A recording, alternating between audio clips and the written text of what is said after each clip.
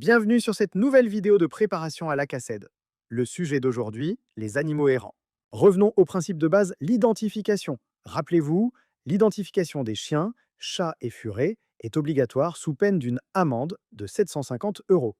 Les chiens doivent être identifiés dès 4 mois, pour les chats et les furets dès 7 mois. Maintenant, abordons le sujet de l'animal en divagation. Quelles sont les conditions pour qu'un animal soit considéré comme errant? On considère qu'un chien est errant s'il se trouve à plus de 100 mètres de son domicile ou de son maître. Quelques exceptions demeurent, notamment les chiens en cours de chasse ou les chiens gardiens de troupeaux. Concernant le chat, la distance est plus large. On considère en effet que le chat comme errant s'il se trouve à plus de 1000 mètres de son habitation ou de son maître. On le considère également errant s'il n'est pas identifié et se trouve à plus de 200 mètres d'habitation. Il existe des exceptions concernant les chiens féraux et chats arêtes, qui sont des animaux ayant retrouvé un caractère sauvage. Ils sont donc laissés libres en raison de cette incompatibilité.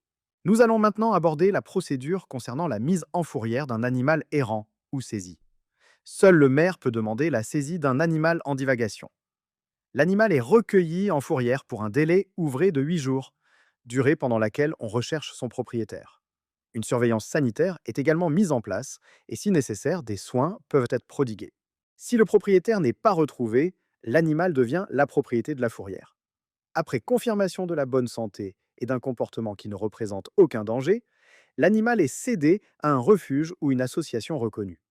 Dans le cas contraire, sur avis du vétérinaire, il peut être euthanasié. Après cession, le refuge peut mettre l'animal à l'adoption en veillant au protocole sanitaire adéquat. Si un adoptant est trouvé rapidement, ce dernier s'engage à faire une visite sanitaire 90 jours après l'entrée en fourrière. Passé cette obligation, l'animal est définitivement adopté. Il est donc important, au vu de tous ces éléments, de rapidement contacter la fourrière ou les organismes officiels pour retrouver votre animal perdu. Cependant, il existe des conditions particulières, celles des départements officiellement touchés par la rage.